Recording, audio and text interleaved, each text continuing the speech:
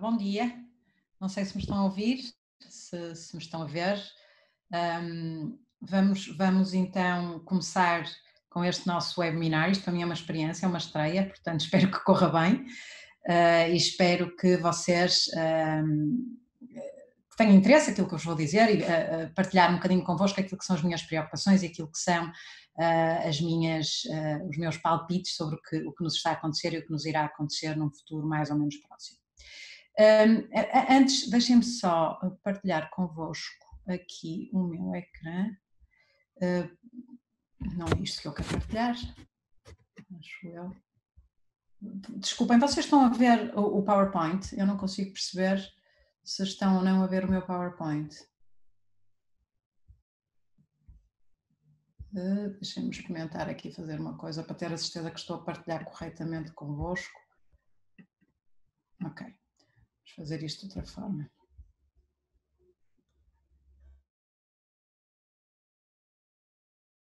Primeira vez que eu estou a fazer isto e, portanto, não consigo fazer bem à primeira. Desculpem lá, só abrir aqui.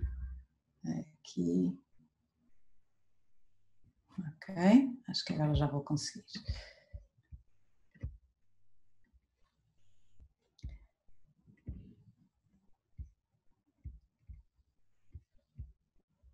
Ok, vamos lá então experimentar outra vez, fazer aqui um share screen, PowerPoint, share.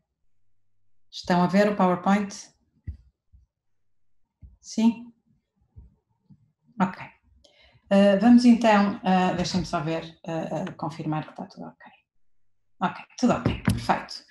A primeira coisa que eu queria falar com vocês era um bocadinho contextualizar esta ideia de crise, porque é que se fala tanto de uma crise atípica e de uma crise com contornos e, portanto, necessariamente com reações muito distintas daquilo que se tem assistido até hoje. Evidentemente que do ponto de vista de saúde pública nós sabemos porque é que é típico, não há memória, nem na minha geração, nem na geração acima da nossa, de uma pandemia e de um problema de saúde pública desta natureza, mas economicamente isto também vai ser e está a ser muito atípico. E porquê? Porque a crise que nós já estamos a viver e que vai certamente prolongar-se aqui por algum tempo é uma crise que começa por ser, ou é em simultâneo, um choque do lado da oferta, aliado àquilo que eu costumo chamar uma contração da procura.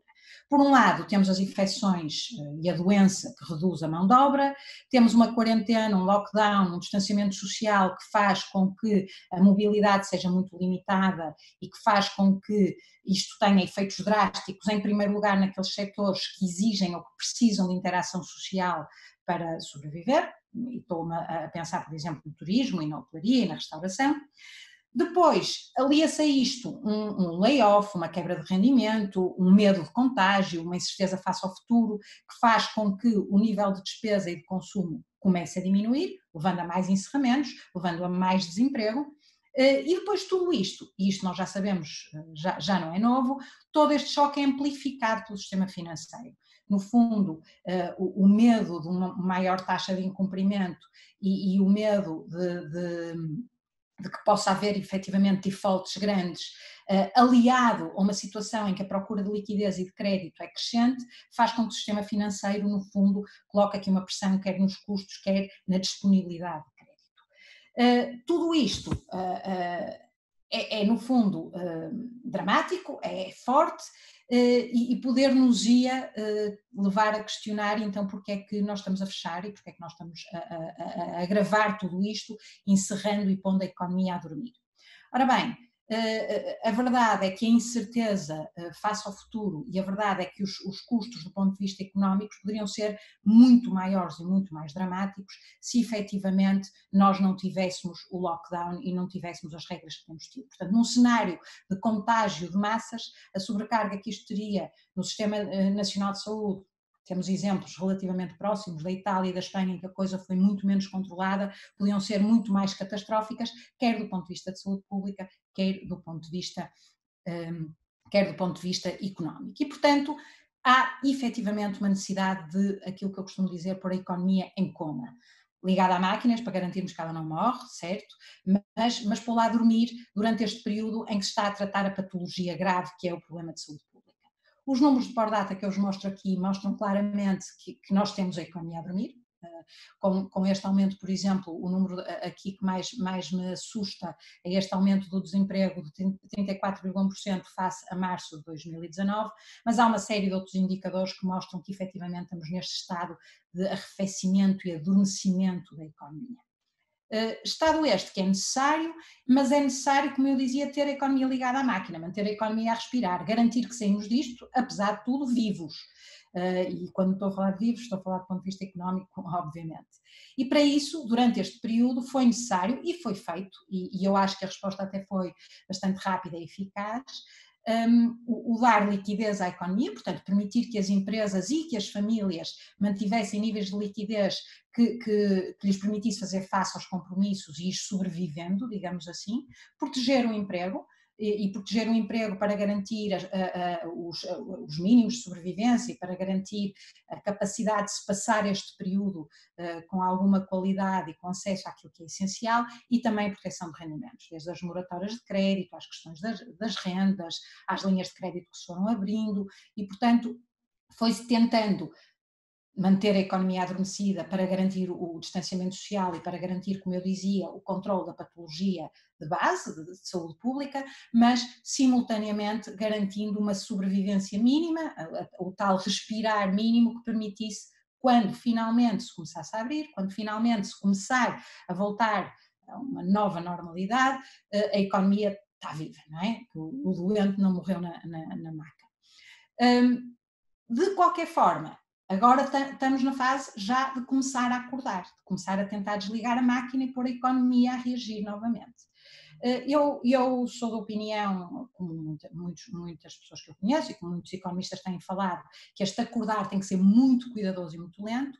Há um artigo muito interessante, que é esse que eu cito aqui neste slide, que tem a ver que fala da crise quando foi a gripe espanhola, no início do século XX, 1918, e que nos traz evidências, aliás o título diz tudo, nos traz evidências que é a pandemia que provoca a recessão, que deprime a economia e não as intervenções de saúde pública.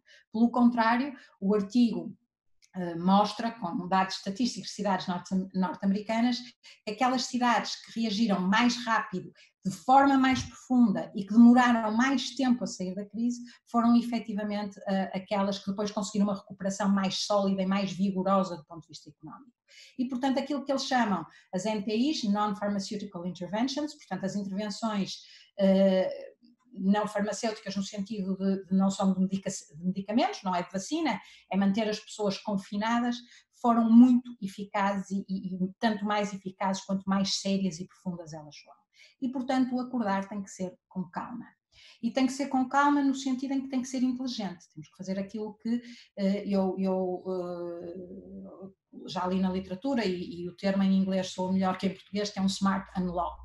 É ir abrindo com controle, com monitorização permanente, ir percebendo, é natural que o contágio aumente, mas o contágio aumentar desde que seja controlado e que não traga uma sobrecarga aos sistemas de saúde, até pode não ser mau se não for nos grupos de risco, é ir permitindo mecanismos de on e off até se conseguir efetivamente ter uma terapêutica ou uma vacina que permita então normalizar completamente a nossa vida. Esta monitorização, e quando eu digo que é mecanismos de on e off, que é ligar e desligar, eu chamei a atenção nessa última nota que este desligar os recuos têm que ser poucos. A economia, as expectativas e a gestão de expectativas são absolutamente fundamentais, portanto este abrir lento, gradual de determinados setores, de determinadas regiões, tem que ser feito com muito cuidado para não termos que estar sistematicamente a recuar, porque isso pode também ter efeitos muito nefastos. Recuar sim, quando for estritamente necessário, quando se perceber que estamos aqui a escalar, por exemplo, do ponto de vista de contágio, do ponto de vista de doentes graves, mas fazer de facto isto de uma forma muito cautelosa, não ter urgência, não ter pressa, não sermos precipitados para garantir este controle na abertura. Sob risco do ponto de vista económico, e já nem falo de saúde pública, a abertura poder ser ainda pior do que o lockdown. Reparem que tudo isto, este quadro que está aqui é um quadro tirado do FMI, e eu queria chamar-vos a atenção para o seguinte: a abertura vai ter que ser feita, o FMI traça este cenário que vocês veem aí no pressuposto que a abertura começa a ser feita no final do segundo trimestre de 2020 e que no segundo semestre do ano já temos uma dinâmica económica com algum vigor e que a pandemia já está mais ou menos em fase descendente. Obviamente que fazer previsões em economia é sempre uma coisa bastante complicada, muito mais num contexto destes, em que a incerteza é absolutamente enorme, quer acerca do percurso da pandemia, quer acerca das terapêuticas e das vacinas e do tempo que vamos estar à espera, quer acerca dos próprios esforços e como é que as populações vão reagir aos esforços de isolamento. Qual o impacto que isto vai ter na destruição do lado da oferta e das empresas e da produtividade? Que repercussões é que isto vai ter do ponto de vista comportamental? As pessoas vão voltar rapidamente, estão todas ansiosas por voltar e vão voltar rapidamente ou vão continuar muito cautelosas? Portanto, a incerteza é enorme e, portanto, o próprio FMI alerta para a cautela que se deve ter na análise destes números. Num cenário de base em que, no segundo semestre, a pandemia já está arrefecida, num cenário em que se admite que o lockdown começa a desaparecer no final do segundo trimestre do ano. E num cenário em que se admite políticas públicas, não só as que já estão anunciadas, como outras, para reagir a esta situação, o cenário do FMI é esse que vocês veem aí. Portanto, está-se a prever para 2020 uma crise que pode ter uma desaceleração do PIB de 8%, com o desemprego a poder crescer até quase 14%, e, portanto, uma crise profundíssima, sem qualquer tipo de dúvida, e isto porque no primeiro trimestre do ano, apesar de tudo, se prevê que em relação, ainda não há números fechados, mas que a variação em relação ao primeiro trimestre do ano passado ainda tenha havido algum crescimento. Apesar de tudo, as menos más notícias é que o próprio FMI espera, no contexto que eu vos disse e com o cenário de base que eu vos descrevi, que em 2021 já possa haver uma recuperação com algum vigor. Uma taxa de crescimento de 5% é para um país como Portugal inédita, que eu me lembro, e portanto já estamos a falar aqui de um crescimento que pode vir a trazer uma recuperação relativamente rápida. Relembro que estes 5% é um crescimento a partir de um nível muito baixo, não é? Porque tivemos uma quebra de 8% e, portanto, que nem em 2021 e provavelmente nem em 2022 se conseguirá chegar aos níveis de 2019. Mas ainda assim, tudo indica, nestas contas feitas pelo FMI e validadas por outros organismos internacionais, que poderemos ter uma relativa recuperação com o desemprego a cair para os 9%, 8,7%, ainda assim 2 pontos acima daquilo que se fechou em 2019. Portanto, isto é o que está em cima da mesa do ponto de vista de cenário macro. Para isto ser possível, para se conseguir estes valores e esta relativa rápida recuperação, tem que se apoiar a oferta durante este período, ou seja, vai-se pôr a economia a funcionar, vai-se desligar a máquina para a economia andar com os seus próprios pés, mas tem que ser sustentada. Temos que continuar a dar oxigênio à economia para dar tempo à procura de recuperar, porque como eu vos disse no início, nós tivemos aqui choques dos dois lados. E, portanto, as políticas públicas, em meu entendimento, devem intervir dos dois lados e em simultâneo. Apoiar a oferta significa variadíssimas coisas. Começou por um apoio à liquidez, portanto a ideia de que a coisa mais importante no momento inicial, durante este lockdown, e que vai ter que se prolongar para a frente, é garantir liquidez às empresas, vários mecanismos para se fazer isso, que já foram utilizados, outros que se poderão utilizar, nomeadamente através dos impostos e do sistema financeiro, e a liquidez é para garantir que aquelas empresas que até têm modelos de negócios sustentáveis, um hotel, por exemplo, que até tinha um modelo de negócio sustentável em circunstâncias normais, se vai aguentando e não morre da doença. Tenho falado com várias pessoas que me dizem que a liquidez é efetivamente, se calhar, o primeiro passo e um passo fundamental, mas que não chega. E é necessário olhar para a parte da equity, do capital.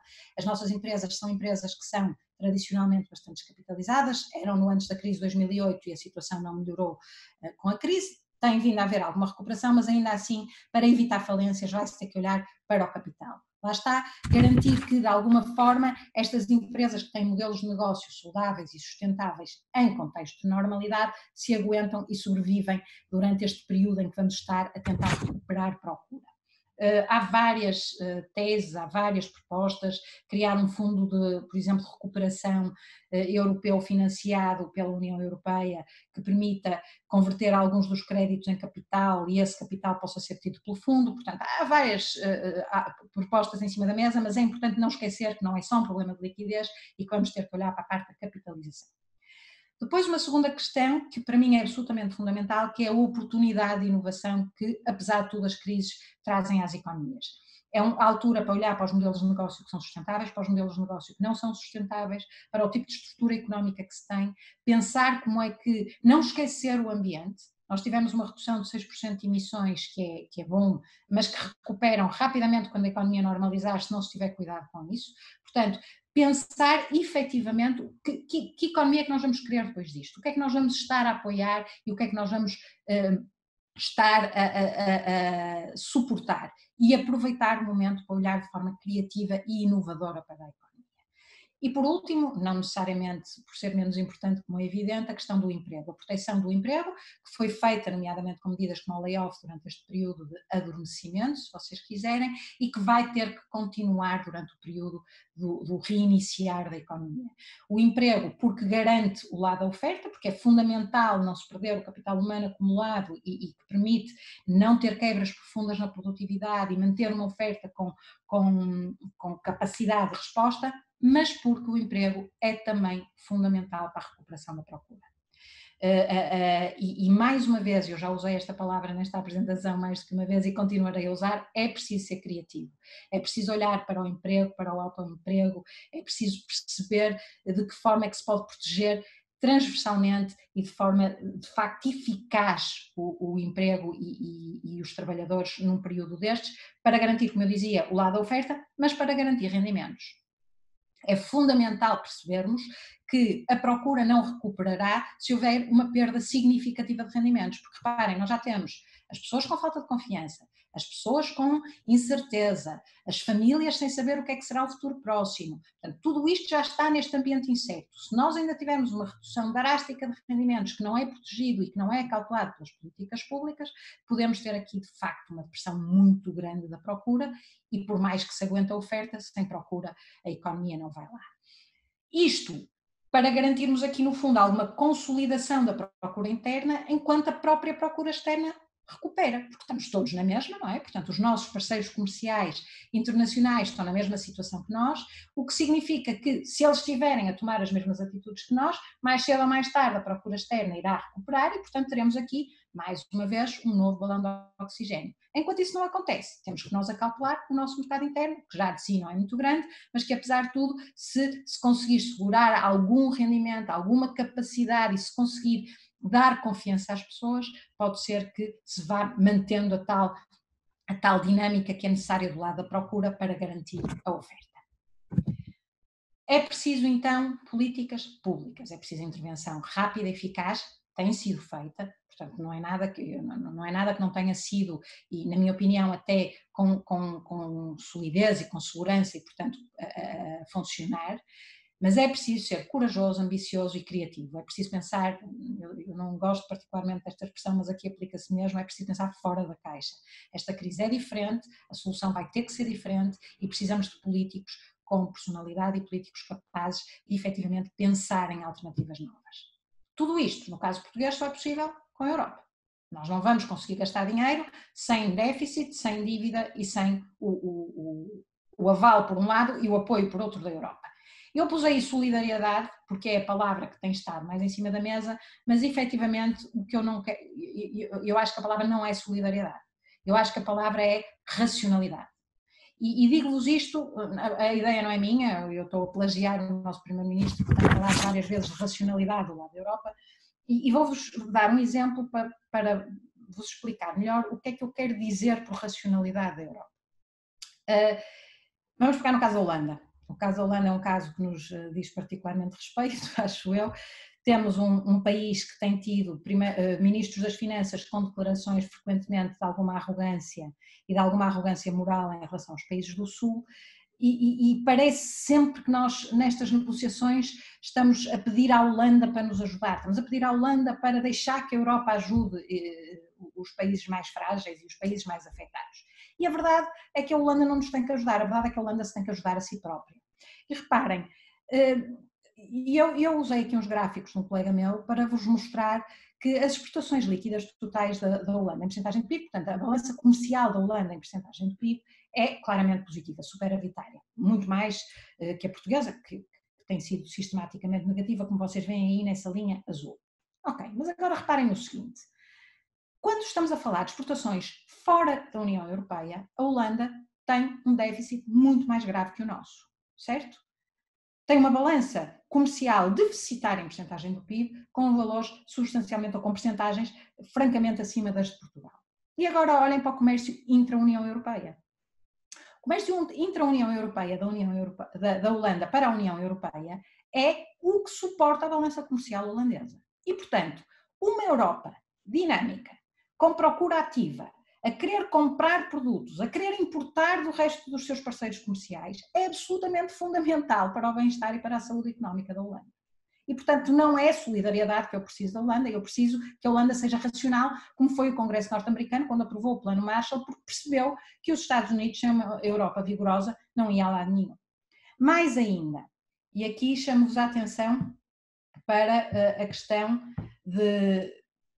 disto não ser minimamente moralista da minha parte, portanto não é castigar por se terem comportado mal, mas a verdade é que a Holanda, durante este período todo, com os paraísos fiscais que tem tido, tem ficado com muitas das receitas de impostos que deveriam ser pagas, na minha opinião, nos países de origem. E a Itália e a Espanha têm sido particularmente afetadas por esta offshore, por este paraíso fiscal que a Holanda mantém dentro da União Europeia. E, portanto, não é mais do que equilibrado e racional que agora a Europa se una e pegue no orçamento que tem, pegue no dinheiro que é preciso para fazer a intervenção necessária para os países que estão a ser afetados, que basicamente são todos neste momento, por esta pandemia e, portanto, pela crise económica que daí advém. Política europeia. Ok, vamos admitir então que vai haver uma resposta global, solidária, e vamos ver o que é que já foi feito até o momento. A primeira coisa que se fez foi a flexibilização do déficit, não é? Do critério do déficit. Também não é nada de absolutamente extraordinário, está nos tratados escritos que em condições macroeconómicas extremas e de grave desequilíbrio macroeconómico se deve flexibilizar esta meta, ok? Sim senhora, essa foi o primeiro anúncio e depois utilizou-se, também permitiu-se a mobilização do orçamento da União Europeia para fazer face à crise. Um orçamento que, na minha opinião, tem um valor absurdamente baixo, estamos a falar de cerca de 1% não é do produto interno, é do produto nacional da União Europeia, mas ainda assim, logo numa primeira fase, permitiu-se a mobilização deste orçamento para fazer face à crise. E a política monetária também, com uns primeiros derrapes ali nos discursos da Christine Lagarde, mas depois lá se percebeu à la Mário Draghi que tinha que ser o que for preciso, durante quanto tempo for preciso, e mobilizou-se um programa de compras forte para garantir que a taxa de juro se mantinha baixa e para garantir liquidez às economias.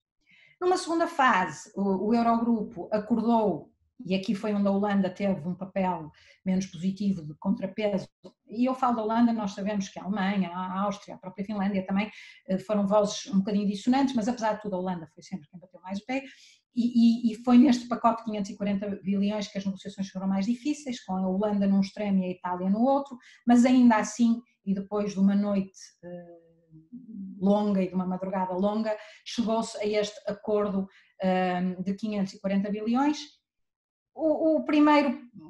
A primeira linha, que é este empréstimo aos Estados feito pelo Mecanismo Europeu de Estabilidade, foi o mais difícil de negociar. A Holanda queria aqui restrições tipo troika e obrigar os países que usassem este empréstimo a uma série de condições.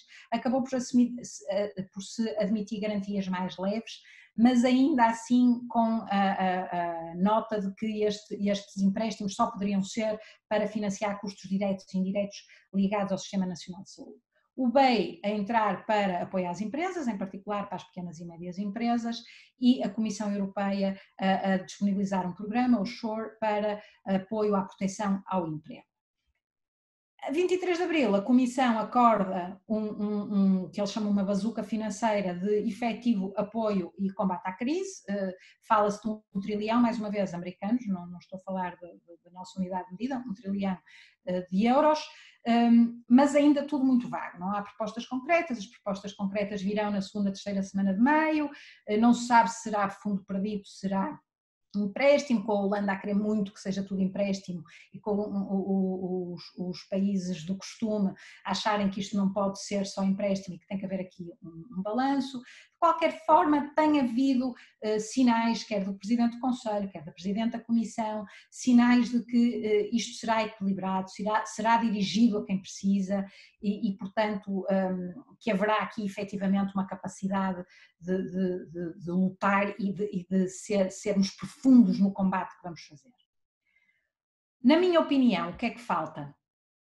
Mutualização da dívida. Fala-se, como eu disse no início, nós vamos ter, cada um dos países, cada um dos Estados-membros vai ter que ter aumento do déficit e da dívida. Em Portugal as contas apontam para podermos chegar aos 140%, 145% do PIB. Não é dramático, é gerível, desde que tenhamos juros baixos é uma dívida que é completamente gerível, mas para isto ser possível e para nós podermos ter uma dívida gerível com juros baixos, tem que haver uma parte que é de alguma forma garantizada pela União Europeia. Esta mutualização da dívida, que parece ser algo que incomoda de facto mais uma vez os suspeitos do costume, esta mutualização da dívida a acontecer tem que ter um orçamento robusto e tem que ter um orçamento forte que permita colateralizar de alguma forma, que permita dar garantias a esta dívida comum. Para isso temos que sair dos 1% do GNP, do Produto Nacional da União, do Produto Nacional, temos que passar para valores, eu diria, 10%, 15%, não só para poder garantirmos uma dívida comum, como também para podermos efetivamente fazer política de despesa na União Europeia. Proteção do emprego, subsídios de desemprego pagos centralmente, redistribuição eficaz e efetiva daqueles que mais sofrem com a crise. E eu acho que um orçamento assim robusto só se consegue se houver capacidade de angariar receitas e, portanto, acho que deve haver, de uma vez por todas, a capacidade de haver impostos comuns. Há imensas coisas que se podem taxar, desde o imposto sobre património, imposto sobre transações financeiras. Esta é a altura, por estarmos a falar de uma crise que é simétrica, que impacta em todos, para falar alguns destes temas tabus e difíceis, impostos sobre transações financeiras, acabar com os offshores dentro da União Europeia. Portanto, a minha opinião é que este é um momento para se conseguir algumas dessas, para se ganhar algumas dessas lutas, ou pelo menos para as trazer para cima da mesa. E por último, a eterna questão de subsídios versus empréstimos. Eu acho que não podemos continuar a falar apenas de emprestar, vamos gerar aqui dívida privada, dívida externa, dívida pública que nunca mais acaba. Acho que uma parte deste financiamento tem que ser feito ou efetivamente através de subsídios e através de dar dinheiro, ou através de empréstimos e aí olhar para estes empréstimos com condições absolutamente excepcionais. Eu diria quase juro zero e pagamento a prazos de tal maneira longos que não nos coloquem a nós, país, a nós, empresa, a nós, agentes económicos, em situações semelhantes àquilo que foi os empréstimos da Troika, que todos nós temos ainda muito bem presentes. Eu já vi que tem aqui algumas perguntas, a minha apresentação acaba aqui, eu espero não ter sido muito acelerada, mas eu queria vos falar de facto de uma série de coisas e cobrir um leque grande e vasto de temas. Deixo-vos aqui as referências dos artigos que eu falei e também das bases de dados que eu utilizei. E agora se calhar ia então olhar um bocadinho para as perguntas e tentar perceber pronto, se há aqui alguma coisa que eu vos possa ajudar e que eu vos possa responder. Deixem-me ver se eu consigo. Eu peço ajuda ao Luís porque eu não estou a conseguir. Será que eu tenho que parar a partilha para chegar às Q&As? Eu não estou a conseguir chegar às Q&As. Deixem-me fazer aqui. Já estou a ver. Questões. Vou ler-vos porque acho que vocês não têm acesso. Bom dia, duas questões. Assumindo a elevada probabilidade de existirem alterações duradouras na procura no pós-crise, por exemplo, redução da procura de serviços turísticos, qual o papel das políticas públicas portuguesas na promoção de transferência de pessoas entre setores? E depois, qual a probabilidade de chegar a um acordo internacional para eliminar os paraísos fiscais e garantir que as multinacionais paguem impostos nos locais que realizam as suas atividades e de aplicação de uma taxa sobre transações financeiras internacionais?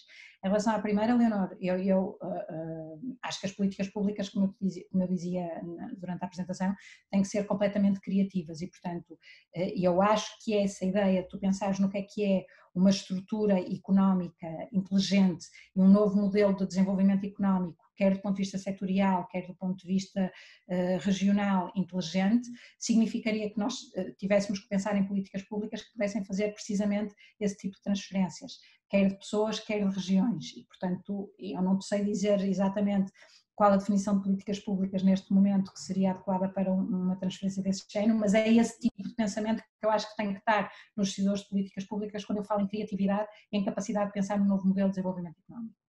Quanto à probabilidade de se acabar com os offshores e com os paraísos fiscais e ter um imposto às transferências, tenho uma certa dificuldade também em dizer-te. Eu acho que este é um momento para o fazer. Eu acho que uma crise simétrica como esta, que abalou os fundamentos de uma série de coisas, que nos pôs a pensar de forma diferente e muito mais global e transversal, eu acho efetivamente que este é um momento para se ter a coragem para fazer e para se ter coragem para fazer essas coisas difíceis. E agora, qual a probabilidade, não sei. Vai continuar a depender, obviamente, muito do jogo de forças dentro da União Europeia e da capacidade da União Europeia perceber algumas destas questões. A Susana pergunta uma pergunta mais pragmática, se a gravação e a apresentação vão ser disponibilizadas, eu não sei. O Luís aí depois poderá dizer-vos, peço-vos para entrarem em contacto com a comunicação por e-mail, porque eu não sei. O João Novaes, também meu colega na Católica, olá João, pergunta-me relativamente à mutualização da dívida, de que forma podemos convencer os suspeitos do costume de que não irão no final pagar eles a fatura? Muito boa pergunta, João. E eu acho que a história tem mostrado sistematicamente que eles não têm paga fatura. E se as contas forem feitas efetivamente ao que eles beneficiam do ponto de vista de balança comercial, ao que eles beneficiam do ponto de vista de recurso à mão de obra, por exemplo, aos nossos engenheiros, à nossa mão de obra qualificada que tem contribuído muito para algumas destas economias, se nós fizermos os custos do ponto de vista líquidos, estes países têm beneficiado mais com a Europa do que aquilo que é a história simples de quem é que são os contribuintes líquidos para o orçamento e quem é que são os beneficiários líquidos. E, portanto, eu acho que a história nos tem mostrado que, efetivamente, eles não têm pago a fatura de nada do que tem acontecido. E, portanto, não acho que seja muito difícil. Se os convencemos ou não já é outra questão, porque eu acho que há muita coisa aqui à mistura, e nomeadamente há aqui uma como eu dizia há bocado, uma certa arrogância e sobranceria histórica, que eu não sei se é fácil ultrapassar, e há questões culturais e há questões de outra natureza. Do meu ponto de vista factual, acho que é relativamente fácil nós montarmos uma história que mostra o que é que são os benefícios efetivos dos países que se têm por ser países tipicamente contribuintes e o que é que eles têm beneficiado de uma União Europeia. E, portanto, o que é que eles ganham com uma União Europeia forte, dinâmica, capaz, equilibrada, equitativa e, portanto, que a mutualização da dívida nesta altura faria todo sentido. Tenho aqui uma pergunta da Sara. Um impacto significativo será no turismo. Tem empresas que apenas têm perspectivas de retomar parcialmente em julho do próximo ano. Que resposta podem ser dadas às operações turísticos, dado que demorará mais de um ano a retoma? Mais uma vez, Sara, eu acho que as políticas públicas podem ter aqui um papel. Não sei se vocês viram hoje no público, por exemplo, uma das coisas que está pensada é ver aqui alguma transferências entre setores, que é um bocadinho aquilo que a Leonor tinha perguntado, nomeadamente, por exemplo, do turismo para a agricultura. Acho que não vai ser fácil. Como eu caracterizei no início da crise, uma das coisas que me parece evidente é que aqueles setores que dependem da interação social e que dependem da mobilidade das pessoas são aqueles que vão ser mais afetados e que vão ver a retoma o mais tarde possível, porque a mobilidade sem restrições, a interação sem restrições só virá quando tivermos efetivamente terapêuticas e vacinas e, portanto, o que eu acho é que tem que haver uma parte que são políticas públicas, uma parte que são reações internas e das próprias empresas de reconversão e de criatividade para se aguentarem, e uma parte que eu não tenho, infelizmente, dúvida nenhuma que irá cair e que irá desaparecer e que demorará a retomar. É possível reestruturar a nossa economia e deixar de apostar tanto no turismo e começar a apostar mais na indústria, que poderá suportar de forma mais robusta a nossa economia comparativamente com o turismo? Existirá essa vontade e capacidade? Pedro, e eu, quando falo de um novo modelo de negócio, e um novo modelo de negócio, ou uma nova estrutura económica, e uma alteração efetivamente, quando se fala de reformas estruturais, eu acho que é disso que se devia estar a falar, é olhar para aquilo que é a estrutura produtiva e a estrutura económica. Uma transferência dos não transacionáveis para os transacionáveis faz todo sentido. Aliás, foi assim que a Alemanha se manteve forte, foi uma aposta grande nos transacionáveis, e foi assim que Portugal perdeu espaço. Portugal desde a década de 90 até antes, que tem efetivamente desinvestido e desapostado, sei que é uma palavra, nos não transacionáveis. E esta aposta nos serviços tem estas condicionantes. Eu não acho que nós, por definição, por natureza, por questões de clima, por questões de espaço geográfico, por questões até de uma cultura de acolhimento, eu acho que o turismo será sempre um setor forte. Acho que se tem que ajudar o setor do turismo nesta fase, acho que não se deve deixar de apostar no turismo, porque acho que temos aí, de facto, uma vantagem comparativa grande relativamente a outros países. Dito isto, acho que efetivamente passar por uma estrutura produtiva em que os transacionáveis estejam na linha da frente, em que se comece efetivamente a pensar numa reindustrialização moderna e inovadora, acho que faz todo sentido. Ok? Ricardo, olá Ricardo, também meu colega na Católica. No que respeita às medidas de apoio às pequenas e médias empresas, será que estamos perante um liquidity crunch ou um equity crunch? Olhando para as linhas de crédito disponibilizadas em Portugal e comparando as mesmas com, por exemplo, o programa CARS americano com prazos de 30 anos, o Ricardo foi uma das pessoas com quem eu já falei sobre este assunto e que me ajudou a organizar as ideias também relativamente a estas questões da liquidez e da necessidade de capital e de recapitalização das empresas. E eu acho que nós estamos perante o problema nas duas linhas. O primeiro ataque foi às necessidades de liquidez para evitar um liquidity crunch, até porque um liquidity crunch pode trazer problemas de insolvência, como já falamos, e portanto não acho que seja um ou outro, acho que nós estamos perante riscos dos dois. Acho que se atacou rapidamente a liquidez, acho que ainda não se pensou ou ainda não se está a pensar completamente e de forma tão profunda como eu gostaria de ver e como estão a fazer nos Estados Unidos, e como o exemplo da Madeira que tu me mandaste também, nas questões de equity, nas questões de capital. Mas qual o enquadramento neste contexto de crise, no que respeita ao desporto? Eu não sei se estou a perceber muito bem, esta pergunta está com abreviações e eu peço desculpa, mas não estou a perceber muito bem o que é que me está a perguntar, uma pergunta do Cristiano. Não sei se há mais questões, não havendo mais questões, eu se calhar terminava aqui, já estamos a conversar há cerca de 40 minutos. Queria agradecer-vos a todos o terem estado a ouvir-me e a disponibilidade de estarem aqui neste final de manhã. Está a chover, portanto é mais fácil e não podemos mesmo sair. Acho que foi eu gostei de estar aqui, espero que para vocês tenham sido uns 40 minutos também muito agradáveis e espero que possamos conversar mais rapidamente, cara a cara, sobre estes assuntos e outros. Muito obrigada.